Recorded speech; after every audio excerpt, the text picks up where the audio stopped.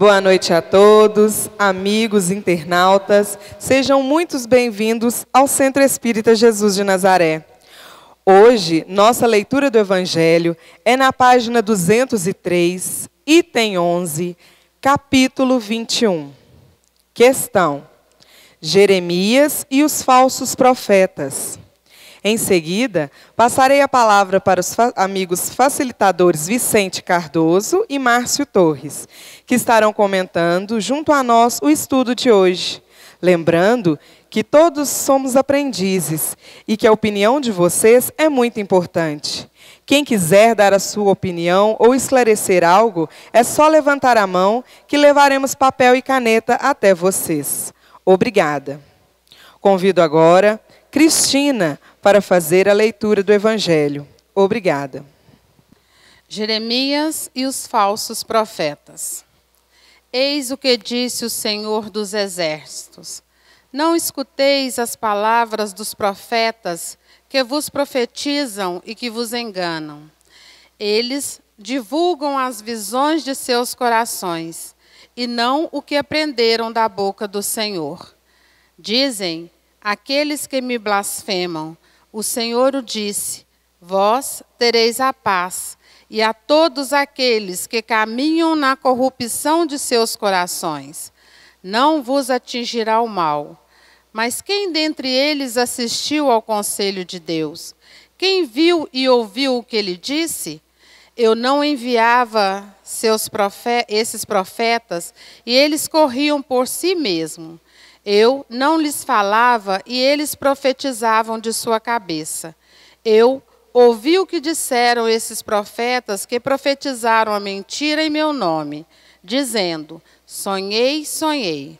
Até quando essa imaginação estará no coração dos profetas que profetizam a mentira e cujas profecias não são senão seduções de seus corações? Se, pois, esse povo, ou um profeta, ou um sacerdote vos interroga e vos diz: qual é o fardo do Senhor? Vós lhes direis: vós mesmo é que sois o fardo, e eu vos lançaria bem longe de mim, disse o Senhor. Jeremias. É sobre esta passagem do profeta Jeremias que convosco vou conversar, meus amigos. Deus, falando por sua boca, disse: é a visão dos seus corações que os faz falar. Essas palavras indicam claramente que já naquela época os charlatões e os exaltados abusavam do dom da profecia e os exploravam. Abusavam, por conseguinte, da fé simples e quase sempre cega do povo em predizendo por dinheiro boas e agradáveis coisas. Esta espécie de mentira era bastante generalizada na nação judia e é fácil de compreender que o pobre povo, em sua ignorância, estava na impossibilidade de distinguir os bons dos maus. E era sempre mais ou menos enganado por estes supostos profetas, que não eram senão impostores ou fanáticos. Não há nada mais significativo do que estas palavras. Eu não enviei esses profetas, e eles correram por si mesmos. Eu não lhes falei, e eles profetizaram. Mas adiante diz: eu ouvi estes profetas que profetizam a mentira em meu nome, dizendo: sonhei, sonhei.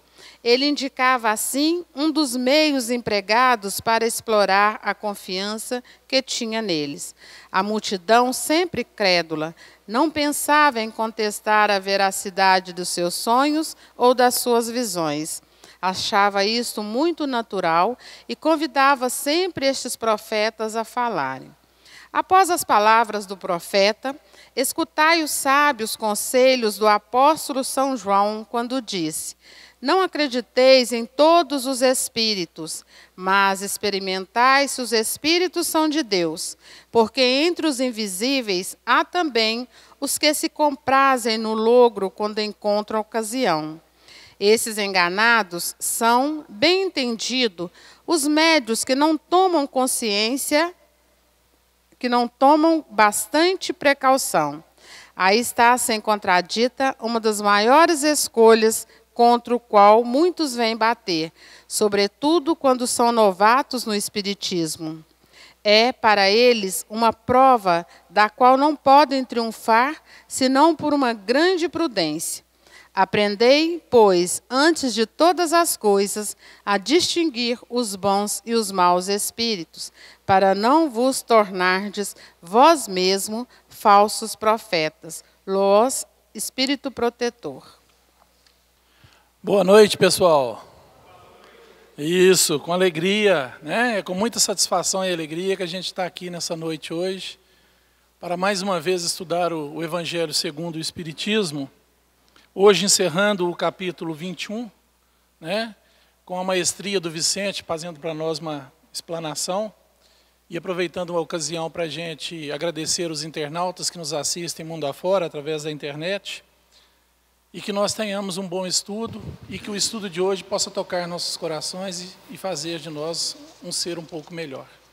Um bom estudo a todos. Boa noite para todos. É um prazer muito grande estar com vocês mais uma noite, nessa semana, aproveitando a grande oportunidade que Deus nos concedeu a todos nós de podermos ter essa iniciativa de virmos uma casa espírita, estudar o Evangelho. E esse Evangelho segundo o Espiritismo é o mesmo Evangelho que vocês conhecem, através do catolicismo, do protestantismo, uma vez que o Evangelho segundo o Espiritismo é um Evangelho que traz, além das elucidações, das parábolas, das alegorias, traz também as instruções dos Espíritos acerca dessas passagens. E terminando hoje esse capítulo dos falsos cristos, falsos profetas, Jeremias é um profeta do Antigo Testamento, é um profeta mais antigo, é um profeta que vai nos trazer realmente grandes advertências, como o próprio profeta Isaías também traz também as suas advertências com relação a esses pseudos espíritos, a esses pseudos profetas, que às vezes eles assumem a posição na cátedra, quer dizer, na condição de poder ensinar, e ali nas entrelinhas das suas mensagens, dos seus preceitos, dos seus ensinamentos, eles, de uma forma, eles não colocam aquilo que eles receberam de Deus. Eles colocam aquilo que eles acham. Eles colocam as suas filosofias. Porque aqui Jeremias nos chamou a atenção de que muitos desses falsos profetas, eles não falam do que eles aprenderam, do que eles receberam de Deus, quando encarregados de estar aqui como porta-voz da espiritualidade maior, um porta-voz de Deus. Mas eles falam de si mesmos. Eles falam daquilo que eles acreditam ser as coisas. Eles ensinam aquilo que eles acham. E a gente às vezes acha que isso acontece somente lá no passado. Não, lá no passado aconteceu muito disso. Mas hoje nós temos tanto quanto no passado práticas estranhas dentro da Igreja Católica, dos templos protestantes, dos centros espíritas, filosofias apócrifas que entram em todos esses templos religiosos de ensino do Evangelho de Jesus. Porque em todos os tempos da humanidade houveram os grandes inimigos do Cristo. Houveram espíritos que são verdadeiros algozes do cristianismo de Jesus. E, no entanto, eles lutam e relutam para manter a sua postura de atravancar o progresso da humanidade, de desenvolver filosofias que contraponham e que nos ilude de que Jesus estava errado em todos os seus preceitos, quando nós, despreparados, não temos a capacidade de um entendimento, porque muitas vezes nós não temos o ato de ler e entender, porque o Evangelho ele foi escrito de forma literária, é chamada a hermenêutica do Evangelho, que é o estudo do Evangelho de forma literal, a forma literária do Evangelho. Mas precisamos tirar da forma literária do Evangelho a chamada exegese. Exegese é justamente a interpretação moral e espiritual das parábolas, das alegorias das quais Jesus nos ensinou. É tirar o espírito da letra, como dizia João e o apóstolo Paulo. Nós estamos aqui nessa noite, meus amigos, para dizer isso para vocês.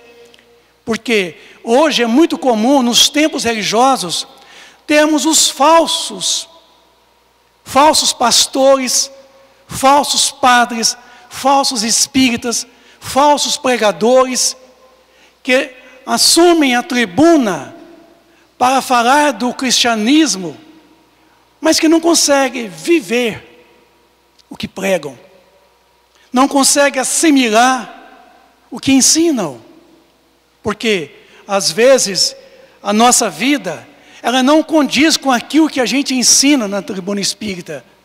Então, não seria lá nas outras religiões somente.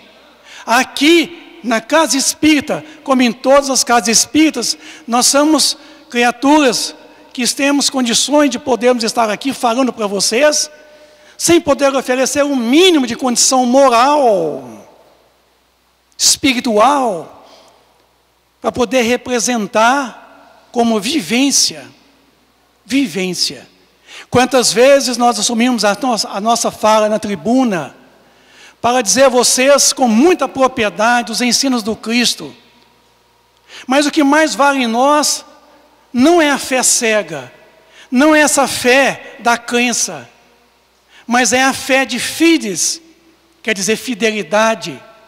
Tiago em suas cartas dizia: prove sua fé sem obras, eu provarei a minha pelas minhas obras.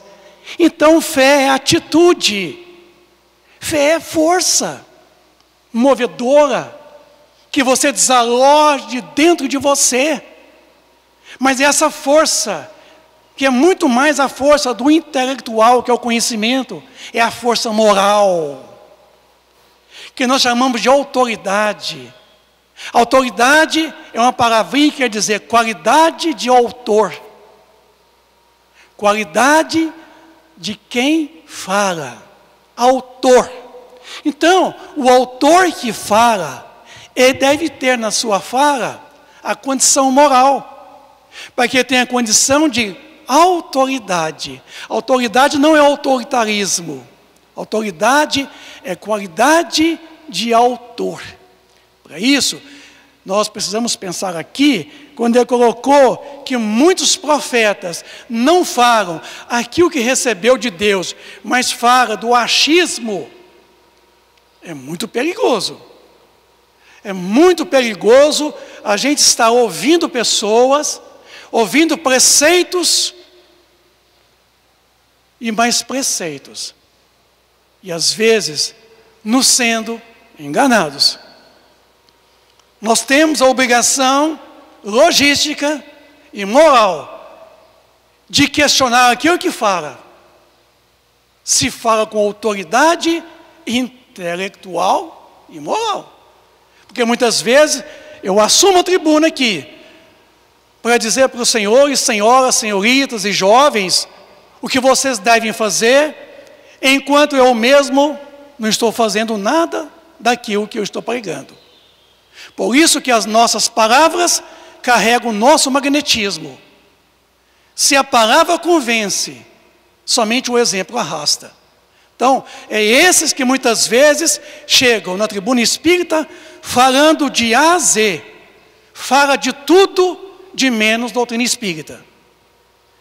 Eu tenho que ter o dever, a obrigação moral, de quando assumir uma tribuna espírita, como estou aqui agora, não falar de mim, porque eu não sou exemplo, eu não sou modelo e nem guia a ser seguido. Eu estou aqui para expor ideias, não as minhas ideias, porque as minhas ideias não seria espiritismo através da doutrina espírita, seria vicentismo através de mim mesmo. Então vejam vocês que não estou aqui para ensinar vicentismo.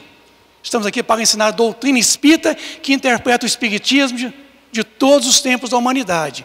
Então, nessa parte aqui, talvez os maiores inimigos da doutrina espírita são nós mesmos, os espíritas, os pregadores, os facilitadores, aqueles que estão na tribuna falando, mas não conseguem vivenciar sequer um pouquinho daquilo que prega.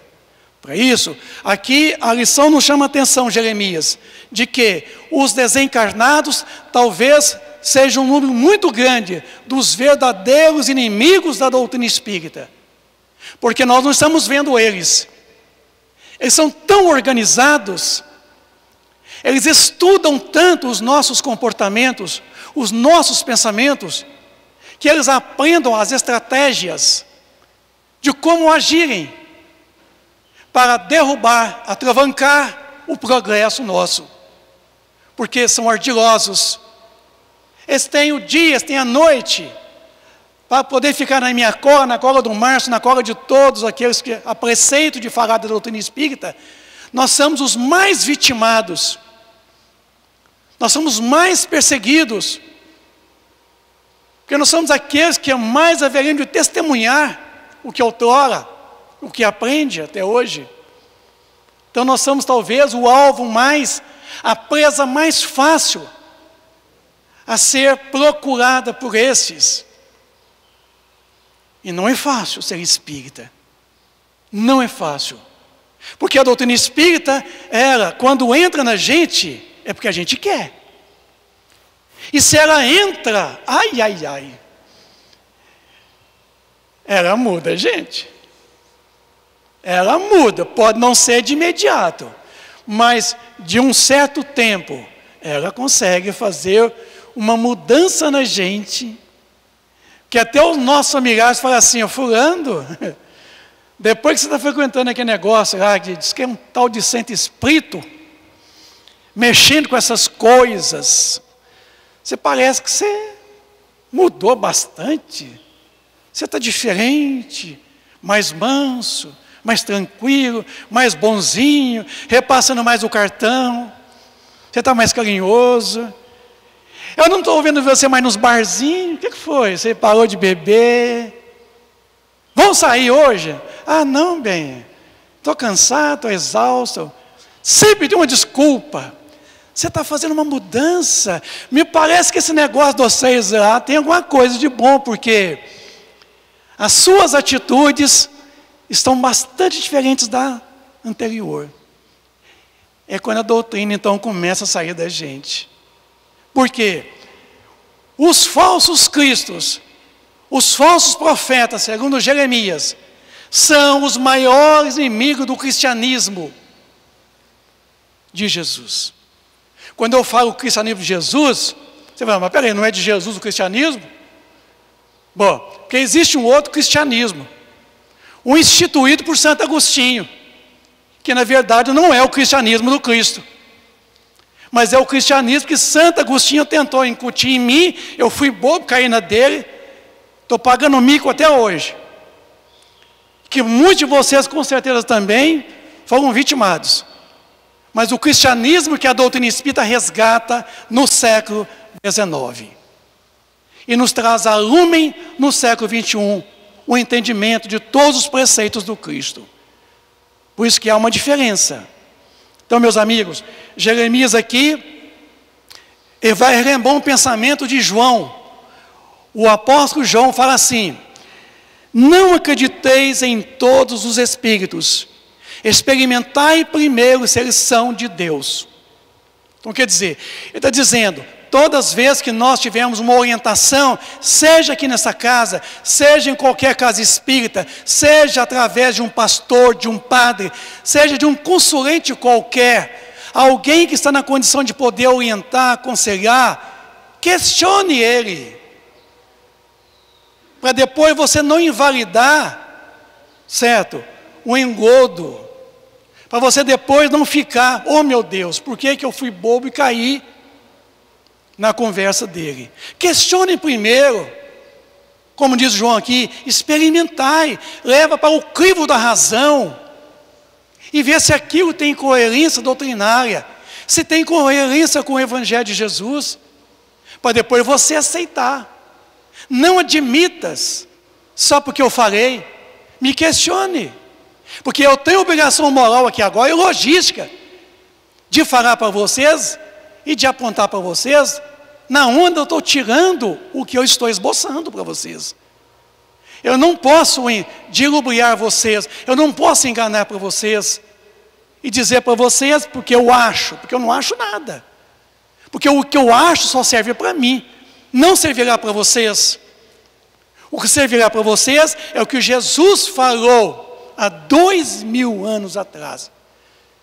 Porque na pergunta 625 do Livro dos Espíritos, foi questionado a eles qual o modelo que Deus ofereceu aos homens para servir de guia e modelo de perfeição. Responderam eles, os Espíritos, vede Jesus, somente Jesus ele é modelo. Guia é aquele que está à frente, conduzindo todos nós. Modelo é aquilo para nós imitarmos. Então Jesus para nós devemos imitar Jesus na sua condição de um grande profeta que o mundo não conheceu e seguir as suas pegadas, não galgando as mesmas pegadas, mas seguir a direção das suas pegadas, como guia que ele é e modelo de perfeição.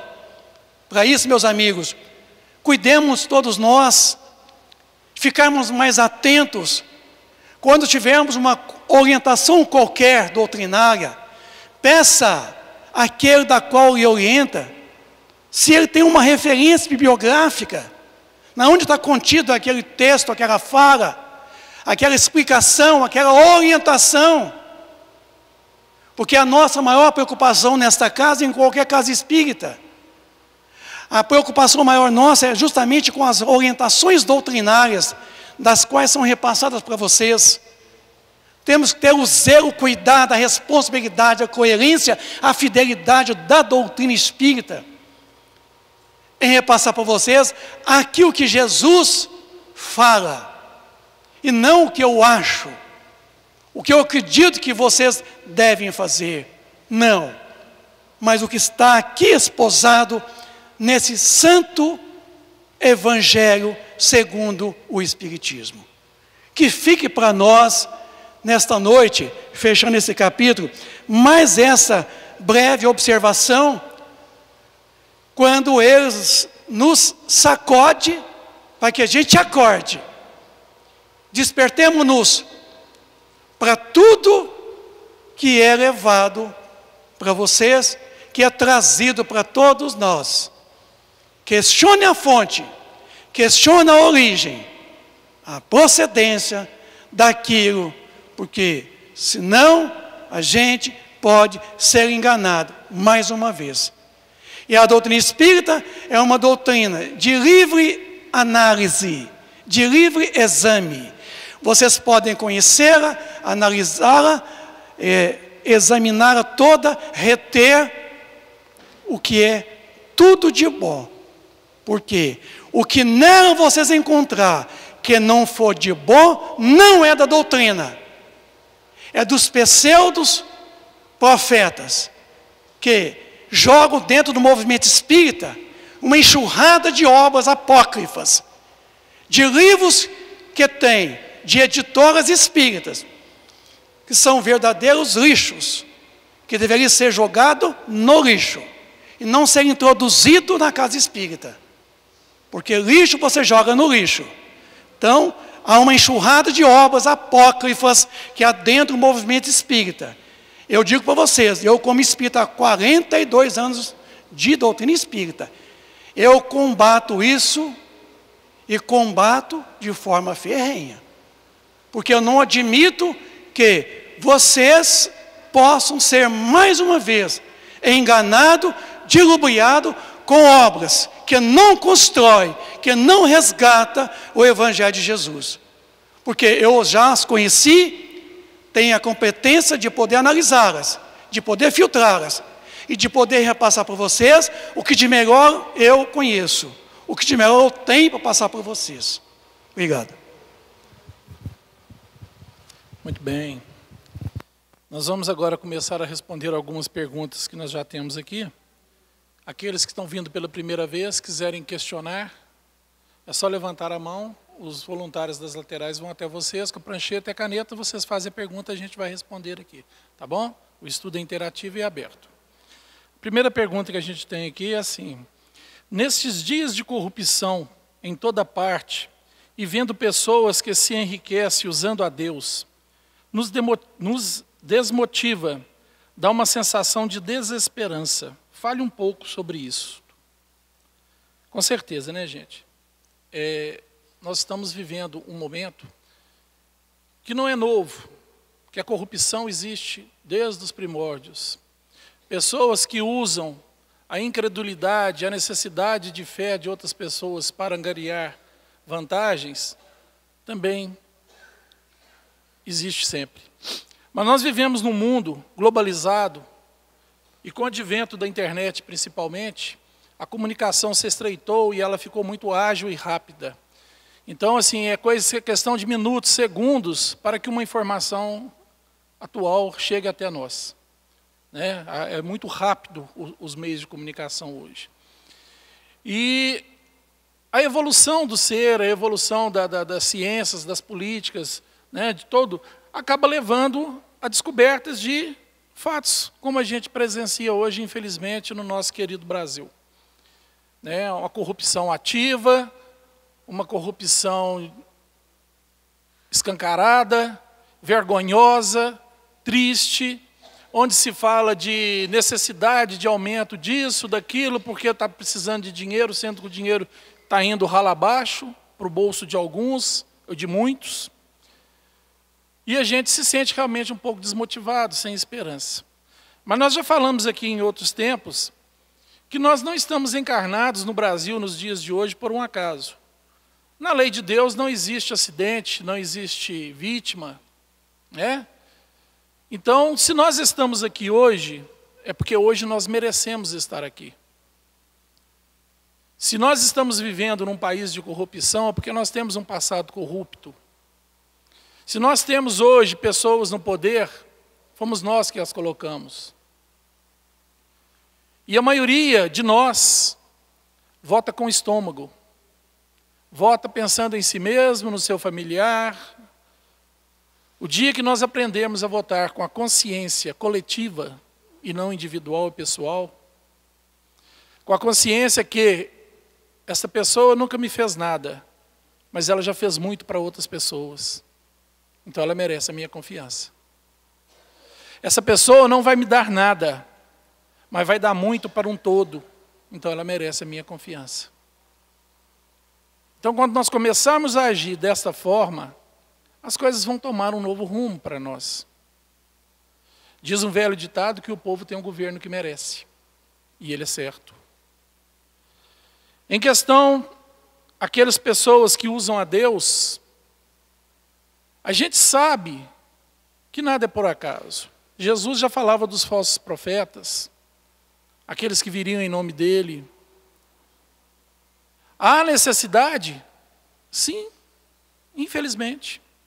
Porque há necessidade que haja o escândalo, mas ai de quem o escândalo vier, dizia também Jesus. Existem pessoas que para às vezes entrar num caminho mais reto, deixar as drogas, deixar os conflitos, melhorar-se, precisa de uma conduta mais restritiva, mais punitiva. Precisa de um Deus mais cruel. Porque é assim a sua natureza, é assim o seu entendimento do Pai eterno e amoroso que é nosso Pai. Ele não consegue entender a Deus como um Pai de simples amor, de igualdade, de plenitude, de benevolência e perdão. Ele não consegue entender essa criatura. Ele ainda precisa de um Deus que castiga, de um Deus que pune. Ele precisa de um mentor, um pastor, um expositor, um padre, que imponha medo e diga: olha, se você não nos ajudar, porque isto é a obra do Criador, você será punido. Mas se a gente olhar com outros olhos também, nós vamos ver muitas criaturas deixando as drogas, deixando os vícios, salvando seus casamentos, melhorando como marido, como pai, como filho, como esposa. nessas doutrinas, porque essa é a condição evolutiva delas. Então nós não temos o direito de julgar. Aqueles que estão explorando, a sua própria consciência, um dia na sua vida imortal, cobrará isso deles. Não seremos nós. Agora, se a gente pegar o texto de hoje, que é um texto perfeito e maravilhoso, fechando esse capítulo, eu gostaria de trazê-lo para junto de nós, para o nosso dia a dia, para a nossa situação. Seremos nós também falsos profetas? Será que nossa vida, no nosso dia a dia, no nosso trabalho, na nossa casa, a gente não usa às vezes de mentira, a gente às vezes não deturpa uma situação para que a gente possa sair em benefício? Será que a gente não deixa de dizer a verdade e inventa histórias para nos beneficiar? Que seja pequena, mínima. Será que nós, no trato pessoal da nossa vida, no nosso trabalho, no nosso cotidiano, a gente é totalmente ético, com uma moral elevada, certinha, tranquila? Será que somos assim? Porque toda vez que eu chego para conversar com um companheiro,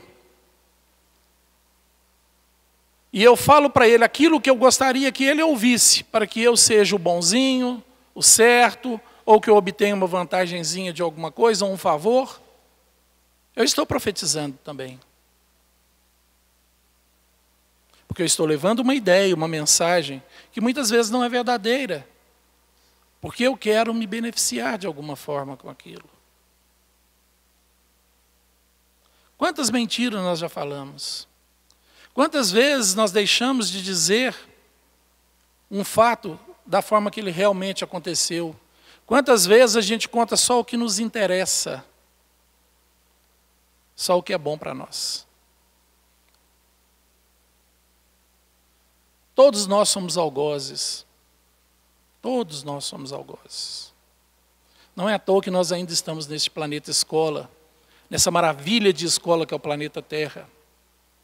Não é à toa que nós estamos vivendo uma vida carnal, que é um grande professor para nossas almas. Porque o tempo vai passando e nós vamos observando o quão nós erramos. O tanto que eu ainda tenho que percorrer para chegar,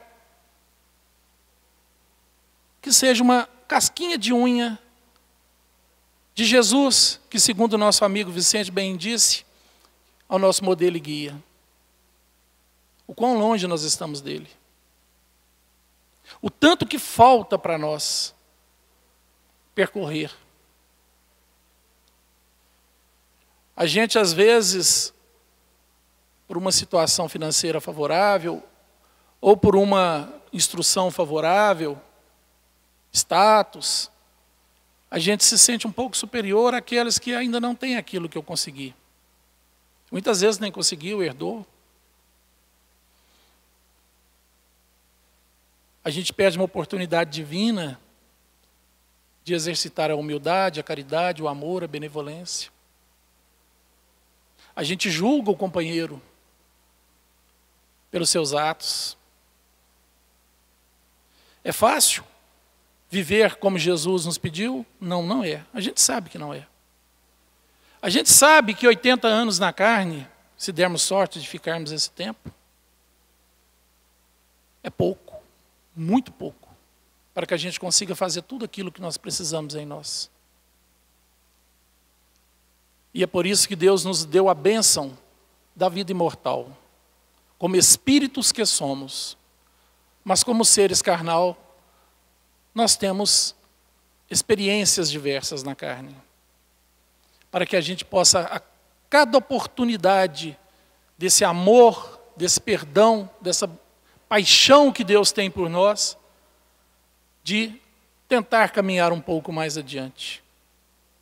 Porque fácil não é, a gente sabe. Mas as coisas começam a acontecer quando nós começamos a andar. Não acontecerá um milagre, não acontecerá do dia para a noite, não serei Não será a doutrina espírita que fará isso em mim.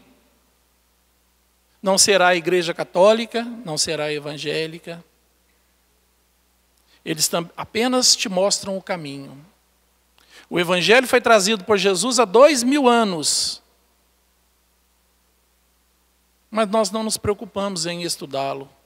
Raramente encontramos alguém que já teve a curiosidade de ler algum trecho.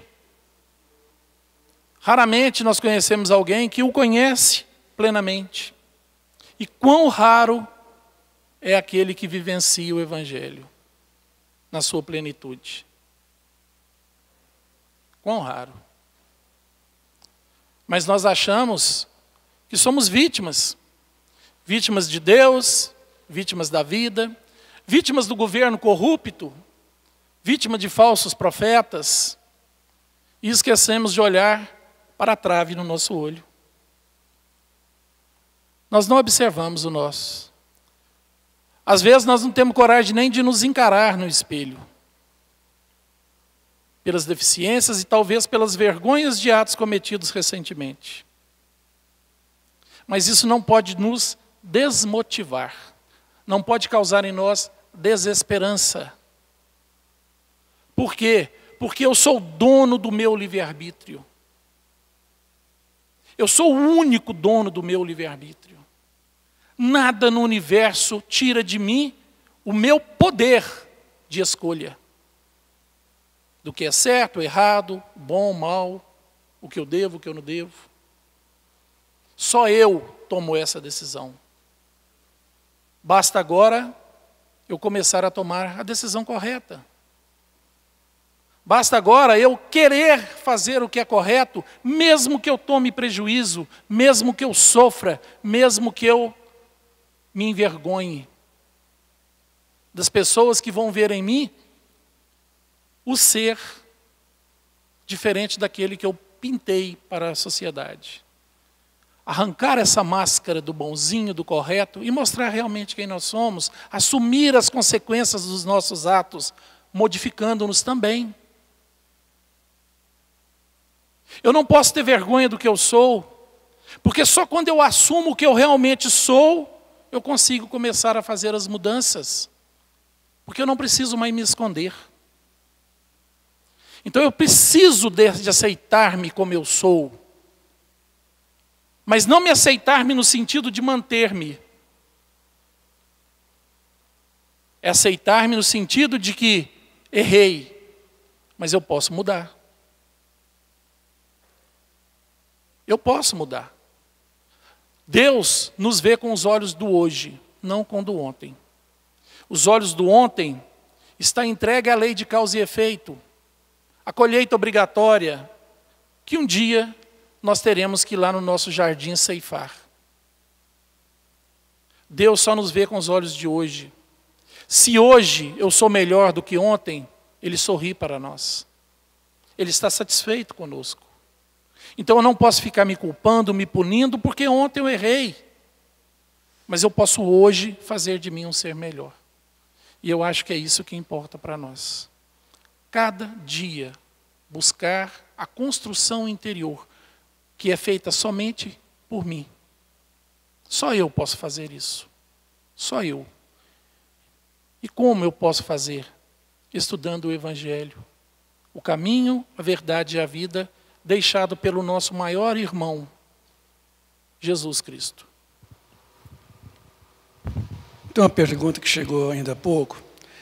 Sobre algumas igrejas, religiões que pregam a prosperidade financeira e material através da fé em Cristo, como a doutrina espírita vê esta realidade?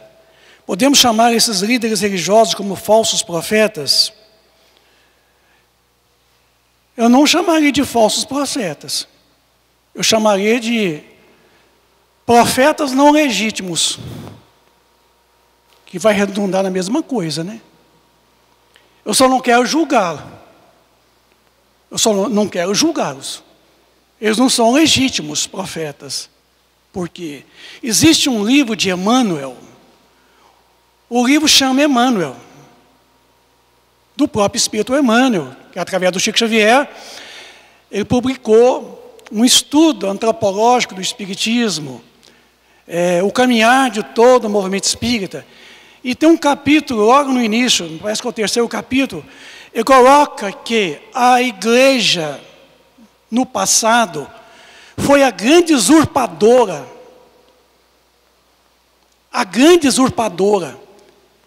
que gerou a miséria do mundo, com seu dogmatismo religioso. Quando o Estado, a igreja tornou-se Estado. Quando a igreja tornou-se Estado, quer dizer, poder. Nisso tudo era, na opinião de Emmanuel, ele coloca a grande usurpadora, não são fala minha, pode pegar esse livro. Está lá dizendo que realmente ela gerou a miséria humana, da humanidade. Porque em cima do poder do Estado, o capitalismo ferrenho amontoou-se tempos e mais tempos de pedras. E o poderio econômico se tornou um dos maiores poderios econômicos do mundo, o Vaticano. Como é até hoje. Então veja, vocês falam de Emmanuel. Agora, quando nós, num tempo religioso, que queremos vender os artigos de fé para vocês, as chamadas indulgências pagas no passado, em que a própria igreja vendia um lugarzinho no céu, você comprava, você pagava caro, um cantinho lá no céu, indulgências pagas. Hoje não é muito diferente. Quando algumas pessoas ainda acreditam que pode utilizar os artigos de fé para mercantilizar, para comercializar, usufruir materialmente. Porque a doutrina espírita, ela fala da prosperidade, mas ela não fala da prosperidade à custa dos artigos de fé. Ela fala da prosperidade, que é a conquista que você realiza na sua vida, pelo trabalho. A aquisição dos valores materiais pelo trabalho honesto, transparente, digno. Isso ela fala o tempo todo, que devemos buscar a prosperidade. É tanto que no capítulo do 3º livro, do Livro dos Espíritos, tem uma lei, é os 10 leis. Lá tem uma lei chamada Lei do Trabalho, na onde os Espíritos nos ensinam que somente pelo trabalho nós haveremos de conquistar todos os bens materiais, morais e espirituais. Então, prosperidade é conquista. E a doutrina espírita enfatiza ela assim: não a prosperidade material utilizando de preceitos religiosos. Não, da fé. Vendendo a fé, vendendo um lote lá na colônia do Nosso Lar, não tem disso não. Eu jamais diria para vocês aqui esse artigo de fé. Mas há que ver também que os templos religiosos carecem de auxílios materiais. Como é que vocês acham que essa casa mantém tanta energia elétrica que gasta durante o mês inteiro? São quantos quilowatts no mês inteiro? Quantos litros de água, metros cúbicos de água que essa casa paga? Quantos metros de papel higiênico? Quantos copos descartáveis, desinfetantes, gás na cozinha? Quanto? Então os templos têm que ser mantidos. E quem mantém os templos somos nós, os frequentadores, os sócios efetivos, pagantes, os cooperadores. Haveremos de pensar nisso. Agora, nós não podemos irmos além, né? Passar a sacolinha aí, 1, 2, 3 vezes, uma mesma reunião. Isso não é justo, isso não é correto. Isso é abuso. Isso. Agora, concitar vocês em auxílio material para a manutenção de uma casa é mais do que justo. O dízimo é introduzido por algumas religiões lá no passado, é aquilo que estava bem no passado, é 10% do que se ganha. Então tem muitas religiões que elas vão a ferro e fogo, radicalmente em cima do dízimo. Dízimo quer dizer o quê? 10% para manutenção. Só que não precisava ser 10%. Porque 10% para quem ganha um salário mínimo é muito pouco, né? É uma ninharia. Mas para quem ganha 10, 15, 20 mil reais por mês, já é uma soma representativa. Então veja vocês de que nós não podemos, né, eu dizer que esses daqui são falsos cristos, falsos profetas. Eu diria que eles não são legítimos, que eu estaria julgando esse ou aquele.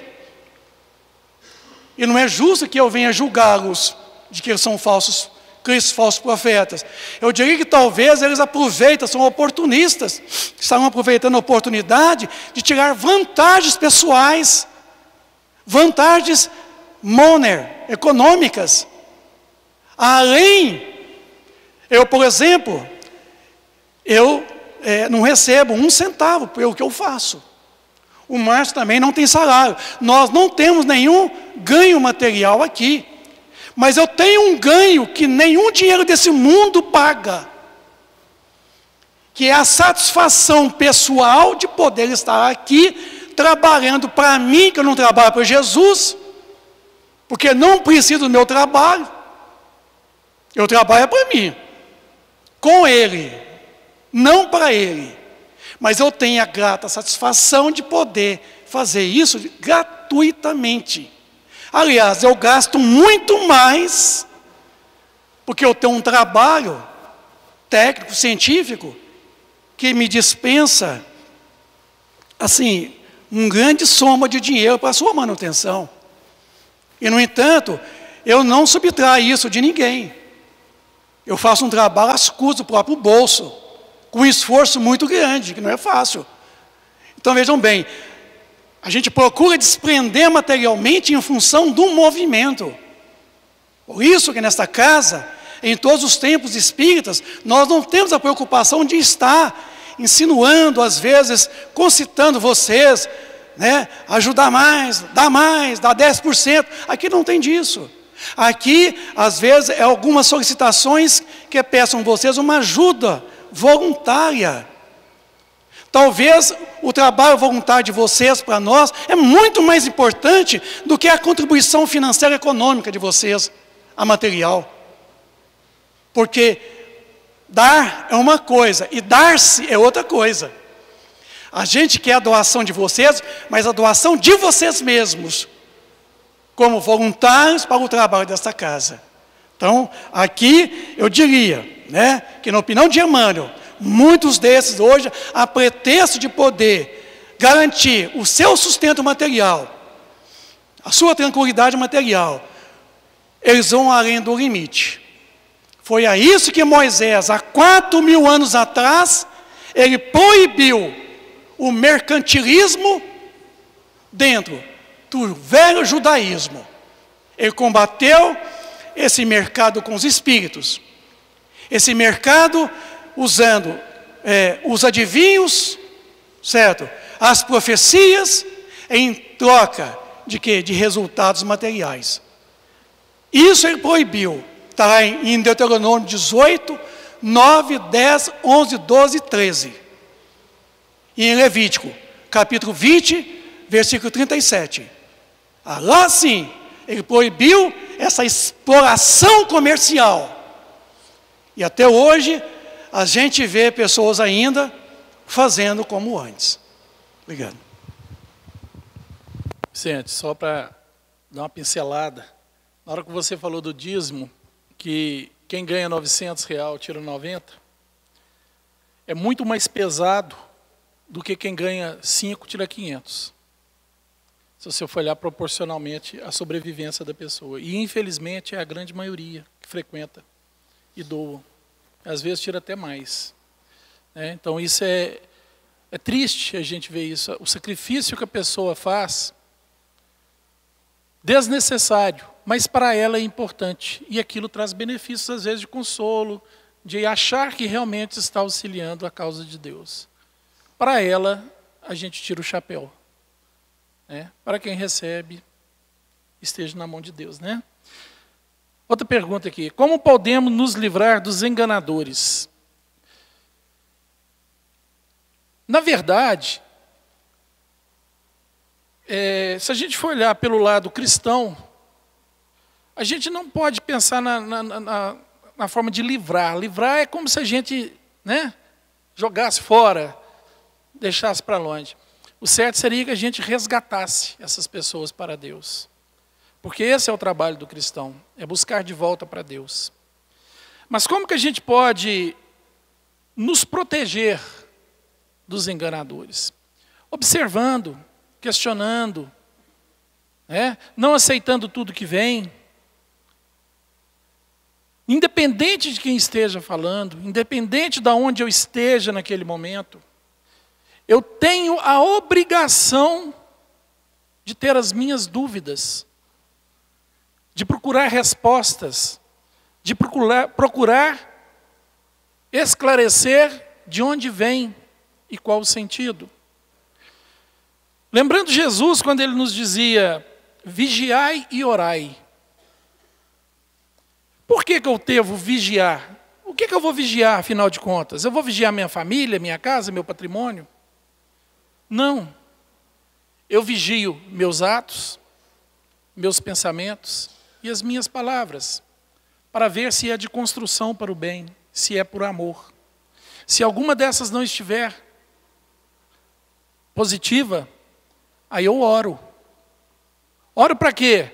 Orar é conversar com quem me criou, conversar com Deus. Pai, algo não está bom em mim, preciso de Ti. Manda sobre mim os Teus trabalhadores, os trabalhadores da seara do Cristo, nosso irmão, para que eles possam, neste momento, estar comigo, aliviando meus pensamentos, meu coração, para que eu possa ter discernimento ao pensar, ao agir, ao falar. E se estiver ao meu lado, Senhor, algum companheiro do passado a quem eu prejudiquei e hoje é um perseguidor, que ele seja auxiliado primeiro, porque ele sofre mais que eu. Auxilia essa criatura, Pai. Manda para ele luz, Teu amor, o Teu carinho, o Teu perdão. Mas depois venha a me atender, porque eu também preciso de Ti, Senhor. É quando eu escutar alguma coisa, eu procurar saber se aquilo tem veracidade.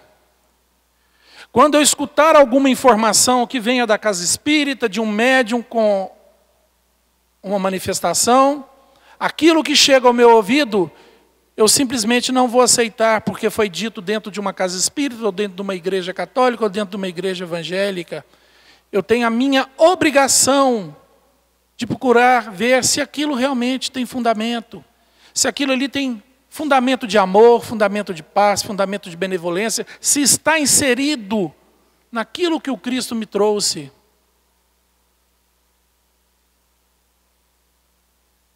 Eu não posso engolir qualquer coisa. Eu tenho que questionar, eu tenho a obrigação. As obras de Kardec, se eu não me engano, o Livro dos Médiuns, ele nos aconselha rejeitar 10 verdades para não correr o risco de aceitar uma mentira. Eu tenho que ter as minhas dúvidas. Eu tenho que estar com o pé atrás. Porque eu tenho que buscar para mim aquilo que realmente vem de Deus. E para vir de Deus, tem que estar com amor, caridade, verdade, benevolência, igualdade.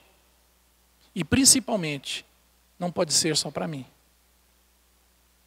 Tem que ser coletivo. Deus não é garçom. Deus não faz favores. Ele não vai mandar nada para cada um de nós individualmente. Ele manda para todos, porque Ele é Pai de amor. E como Pai de amor perfeito, não há diferença entre nós.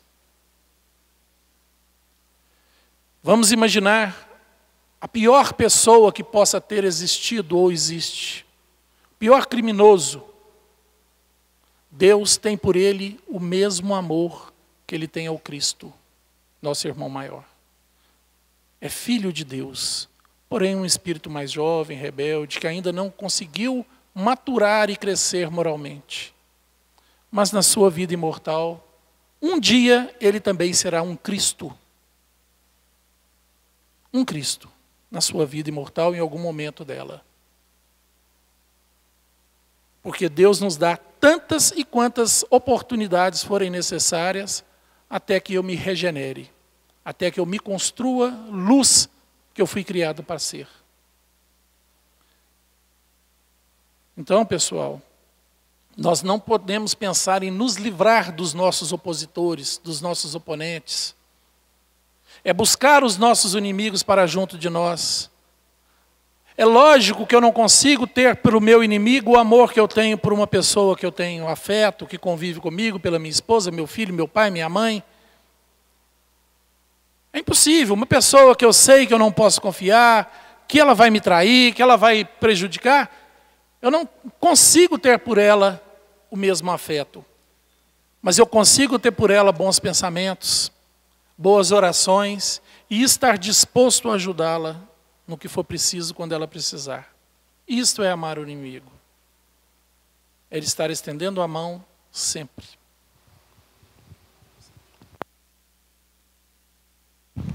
Rapidamente aqui. Semana passada, Vicente comentou sobre os irmãos Fox. Margaret Fox publicou em 1988 sua confissão de fraude em Nova York. Não seriam elas falsos profetas? Porque elas são tão bem quistas no meio espírita. Se admitiam fraude. Olha, existe realmente uma controvérsia com relação às irmãs Fox. Porque a partir do momento em que elas foram para a imprensa e disseram dos fenômenos Heidesville, de que elas estavam vivenciando o fenômeno, segundo a história, nos relata de que elas foram pressionadas publicamente a desmentir aquilo que outrora já havia colocado como verdade. Então, existe controvérsia com relação às irmãs Fox. A história narra de que a família Fox, elas foram aquelas pessoas que deram o chute inicial dos fenômenos que despertou a humanidade para tudo que estava vindo, que era a doutrina espírita.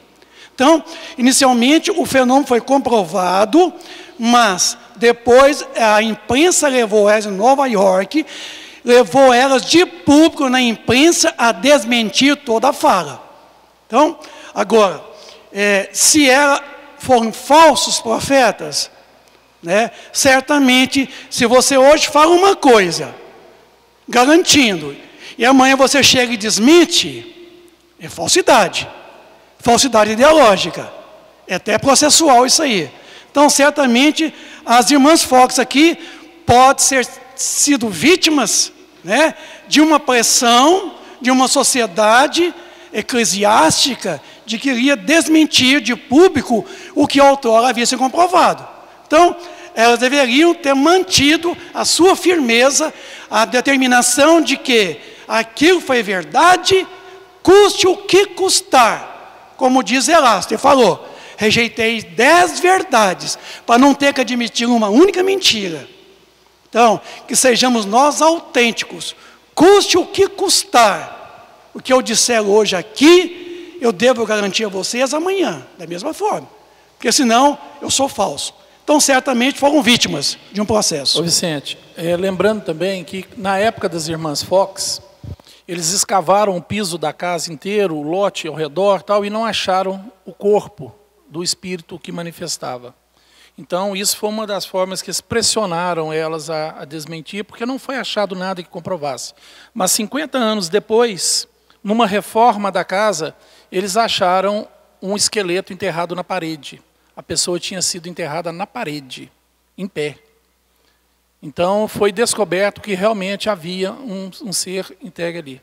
Agora, se hoje se está vendo à tona, eu, sinceramente, a primeira coisa que vem na cabeça, são inimigos da doutrina espírita querendo desmerecer. Sabe? Porque quando fala que ela desmentiu e que não foi achado, não tem a coragem de falar que 50 anos depois foi realmente comprovado. Né? É isso aí.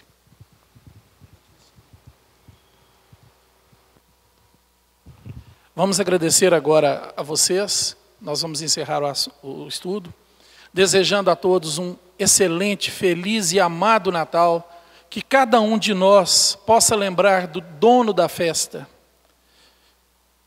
Que antes da gente comemorar com os nossos amados, que a gente comemore com o nosso maior amor, que é Jesus, nosso irmão, o aniversariante do dia. Que Ele possa estar presente no coração de todos nós, cada dia que passa, não só no dia 25, mas que Ele se faça presente, renasça cada dia em nós, na transformação moral que nós devemos exercer em nós mesmos. E se eu não ver vocês na próxima semana, que também tenham um maravilhoso ano de 2018. Que Deus nos abençoe.